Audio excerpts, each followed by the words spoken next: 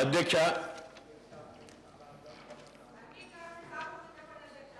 నిన్న జరిగినటువంటి దురదృష్ట సంఘటన విషయం, ఆ తర్వాత ఆ పైన ఎవరెవరు ఏమి వివరించినారనేటువంటి తీరు, ఈ విషయం మీరు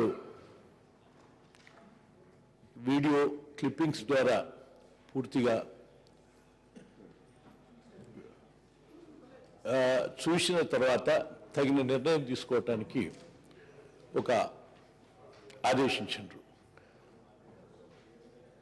ఆ విధంగా మేము అందరం ఇందాక ఒక గంట సేపు మీరు చూపించినటువంటి క్లిప్పింగ్స్ ఇవన్నీ చూసినాం.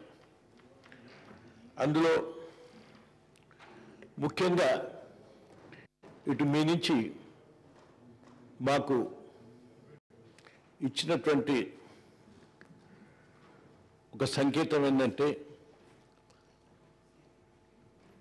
జాతీయ గీతాన్ని ఆలాపిస్తున్నప్పుడు అందరూ క్రమశిక్షణను పాటించి గౌరవించాల్సినటువంటి మన జాతి లక్షణం, మన జాతి యొక్క అవసరం.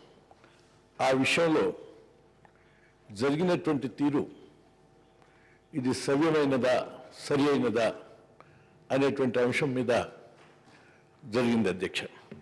ఆ విషయంలో ఎవరెవరి అభిప్రాయాలు వాళ్ళు చెప్పినారు. నా అభిప్రాయం కూడా మీకు వివరించాను. అందులో ముఖ్యంగా నేను దానికి సంబంధించినంత వరకు నేను ఒక విషయాన్ని ఎత్తి చూపించినాను. జాతీయ గీతం మొదట ఆలాపన మొదలైనప్పటి నుండే ఇక్కడ కొంత అల్లరి స్టార్ట్ అయింది అన్ని పక్కల నుంచి. అంచేత ఆ విషయాన్ని మీ క్లిప్పింగ్స్ మాకు స్పష్టంగా చూపించలేకపోయినాయి. అది మీకు నేను రిక్వెస్ట్ చేసినాను. మొదటి ఆలాపనప్పుడు కూడా ఎవరెవరు పోడియంలోకి వచ్చినారు, ఎవరెవరు దాన్ని అభ్యంతరం పెట్టినారు, అంచేత ఏ పార్టీ అయినప్పటికీ ఎవరైనప్పటికీ జాతీయ గీతానికి సమయంలో ఇండిస్ప్లేని వివరించినటువంటి సభలో ఏ వ్యక్తినైనా సరే తప్పనిసరిగా చర్య తీసుకోవాల్సి ఉంది. ఆ చర్య ఒక్కొక్కసారి మీ యొక్క డిస్కషన్, ఇంకొకసారి రూల్స్ అండ్ చట్ట ప్రకారం, ఇంకోసారి సభ అందరి యొక్క ఆమోదం ప్రకారం.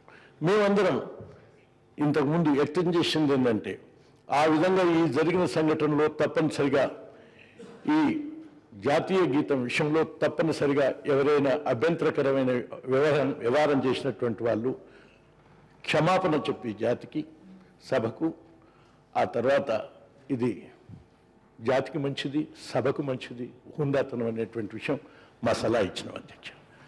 ఆ సలహా మేరకు నేను మళ్ళీ ఒక రిక్వెస్ట్ చేస్తున్నా. ఒకటి, వీడియో క్లిప్పింగ్స్ సరిగ్గా అన్ని భాగాలకు చూపిస్తలేదనేటువంటి అభియోగం ఉన్నది.